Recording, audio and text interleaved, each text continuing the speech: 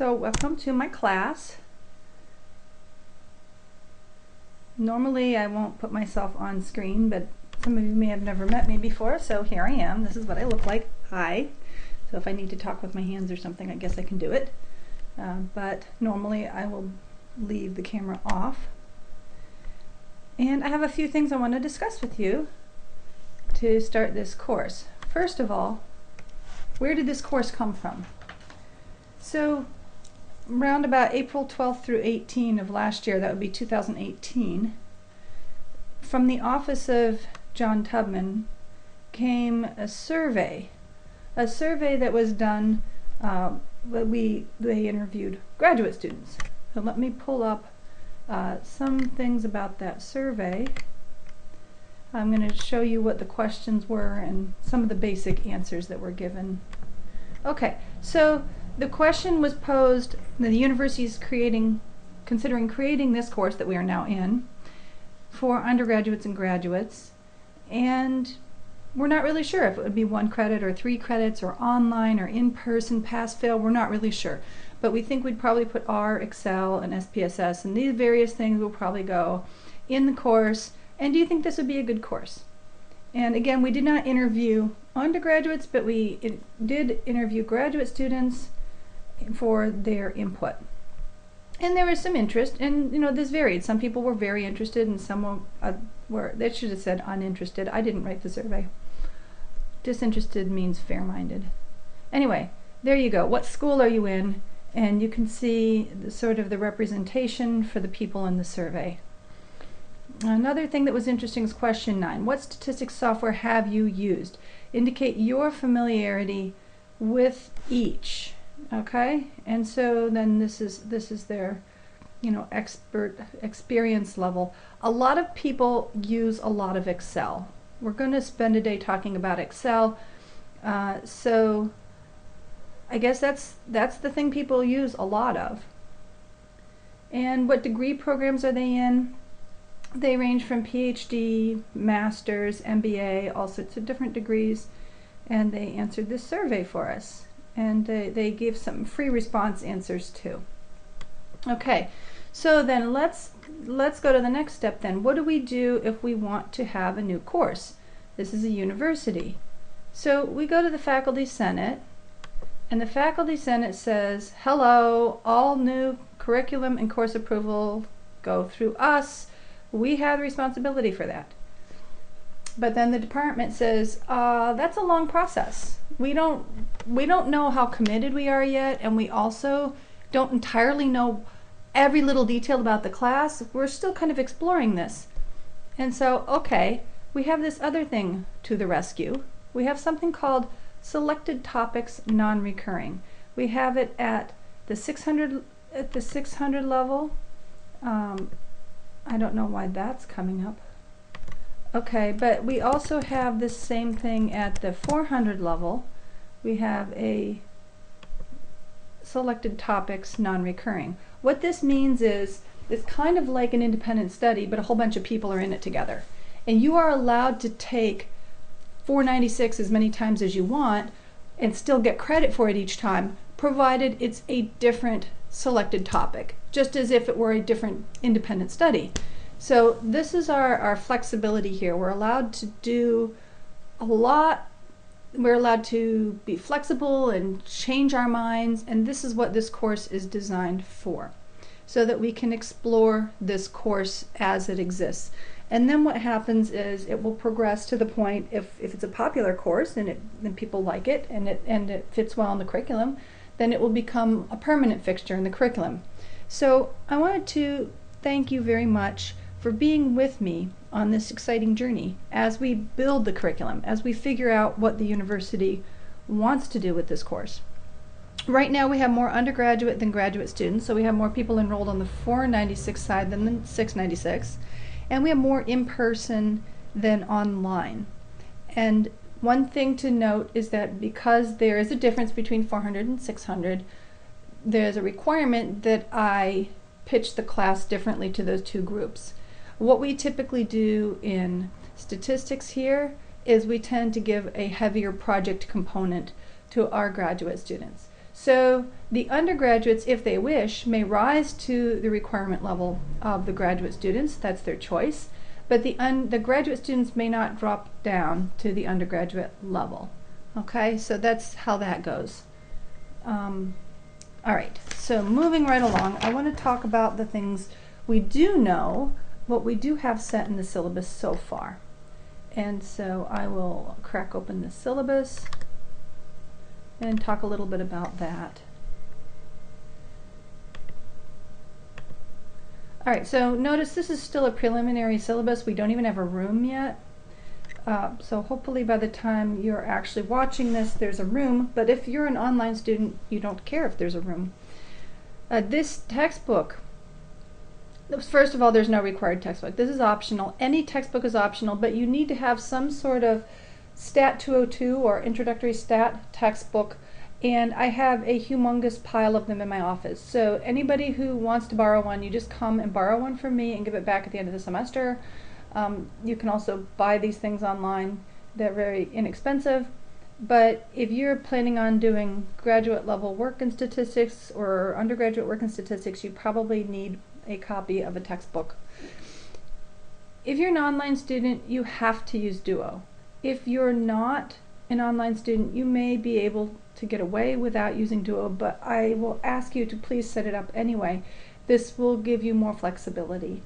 But if you are able to go to the labs in Anderson and you're an online student, you may find that it's just a lot less hassle than using, say, SBSS over the virtual computing lab. It's your choice. You are expected to know how to use Blackboard. That should be no big shock to anybody. My YouTube channel for the course is at this tiny URL, stat496. And I also have a web page where I'm going to put resources for you. This course has the online and in-person format, and of course that means if there's a snow day or something, it doesn't affect us because we're just going to go online that day. So the in-person class would just continue in the online format and then go back to the in-person format the next day. And everything that's available will be available to both sections. So for the in-person students, most of the videos and so forth will be optional, and the online students, of course, have to watch the videos. And you should just read through this syllabus. One thing I do want to note is for online students, you have to be super organized. When I took my online training for how to teach an online course, haha, only serious, they actually did it that way. They actually did it hybrid. But anyway, when I was taking that training, the one thing I really came away with was the sense that it's super easy to fall behind. And I also felt this way when I was sitting in on my colleague's hybrid course, that she had the online students and the in-person students, and you could, in that situation, you could actually alternate between being in-person and online. And it was very hard to stay motivated to go to class when I knew I could just watch the video. And then later, it would be hard to make myself watch the video because I'd have so many other things to do. So it's extremely difficult. You have to set a schedule and stick with it and do not fall behind. So I don't know how strongly I can stress that, but do not fall behind in this class. Again, this is because of the format, not so much the content. So please, please don't let that happen. I will give you calendars and checklists to help you keep the pace. You need to seek help the minute you're lost, especially because of the experimental nature of the course. I need to know from all my students, but especially my online students, right when they start having trouble. Because if you tell me right away, then we can correct course and make sure everything's set. I might need to post a new video or get rid of an old video and re-record it if it was confusing. For in-person students, there will be a logbook to keep track of attendance. Let's see. You can read through all this. Here's your presumed prerequisite material that will be tested in your 2 online quizzes. Okay. Okay, so we don't really know exactly what the calendar is going to look like, but I have pretty much decided what it's going to look like the first 2 to 3 weeks. And then after that, I expect to have enough feedback from you guys so that I can have a better idea of how I can pace the course for the rest of the semester. So I'm going to be getting feedback from you guys about which languages you prefer, what your career goals are, things like that. But calendar A would be a light version calendar, and calendar B would be a heavier version. So I expect honestly to be somewhere between these two. So probably, 5 or 6 languages is probably a good number of languages. Okay, so, and this first homework is probably going to be due maybe, yeah, I think I made it due January 31st or something like that. But you can, with my online submissions, you can submit early, and then if you realize you did something wrong, you can fix it. So when I sit down to grade, I only grade the last copy you submit. So you should probably try to get homeworks in early, and then if you need to change them, you can. Part of the reason I have TBD at the end here, that even if I knew how many languages I wanted to cover, I would still put TBD down here because I need to know how many of the students are going to need to do a live final project, and that's going to become more apparent as we progress through the semester. Okay, so I would still have to leave some slack time there to figure out, if everybody's doing live presentations, then we'll just use all those blocks for presentations. And we can also use this block here during the final period. We're required to meet. We cannot fail to meet for the in-person class, but we can just use that for the last set of presentations. So that'll be something that we discuss as time goes on. Okay, so I wanted to just show you a little bit about Blackboard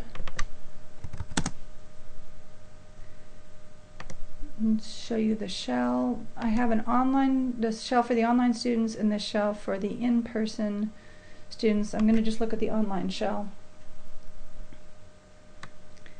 Normally my Blackboard shells will open directly to the content page. I have it right now opening to announcements just because the class hasn't started yet, but normally you will probably land here. Okay, so the syllabus right here is preliminary, and we just went over it. And this is a link that takes you to the YouTube channel for the course. And this is the first homework. The first homework I have decided to split into 2 separate links. The first, or the 2 blocks, like the first item is links to the videos and to the files that are relevant, and then this is your submission link. And so you would click on it and click Browse My Computer and attach your submission file or files, and then you hit Submit. It is not necessary to add comments. Some people add them. It doesn't do anything really. In the future, I may bundle the materials and the submission link into one thing. I don't know.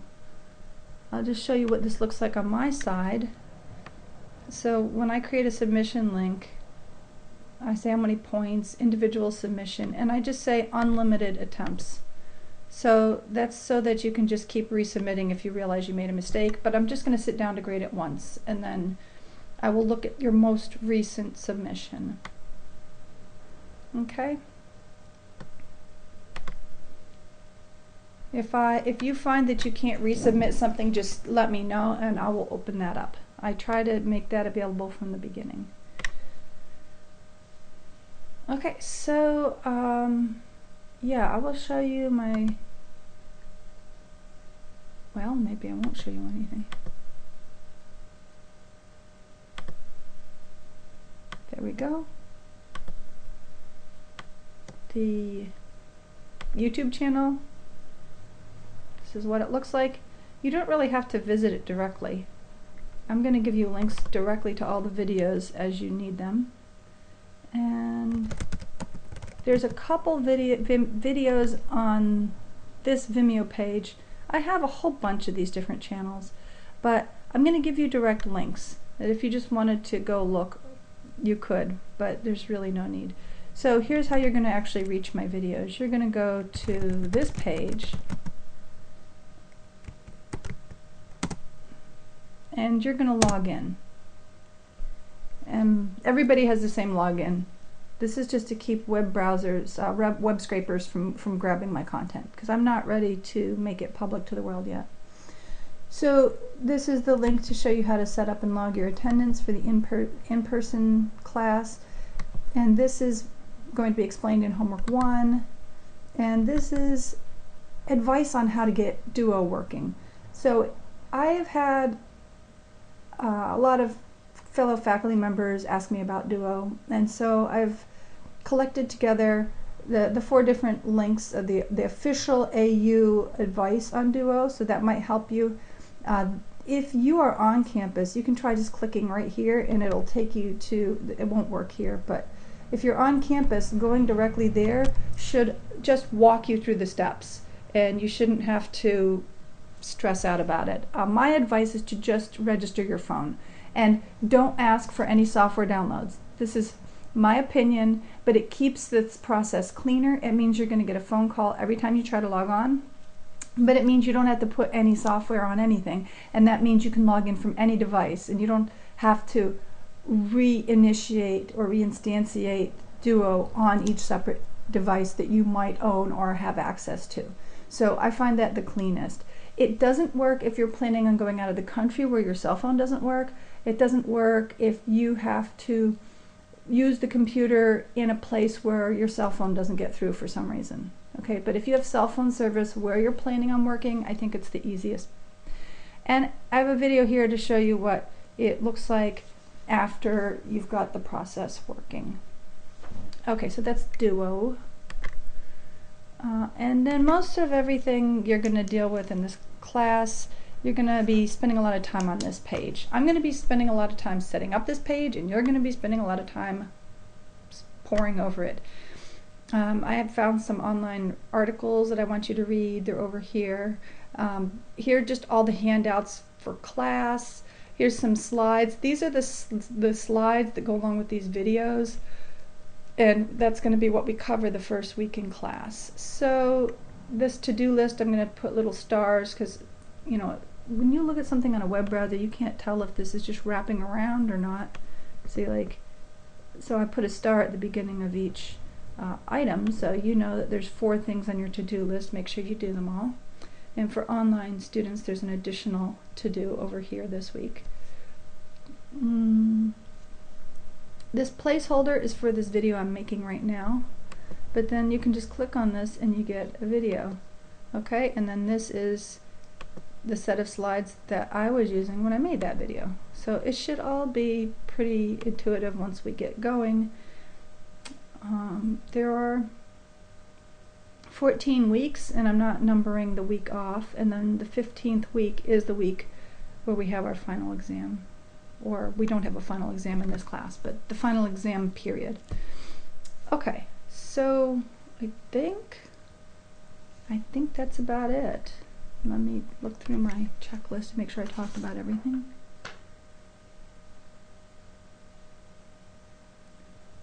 We will talk more about the project partway into the semester. So maybe about a third of the way into the semester, you should start thinking about your project. And it will require you to find a public data set that you like. So I'm collecting some links to some repositories or articles about public data sets. And so this everything I'm showing you here is just going to be under construction all semester. So this whole thing is just going to keep changing and changing. Okay, but hopefully the structure is there, and now you know how it works, and I hope you have a great semester. Thank you for joining me.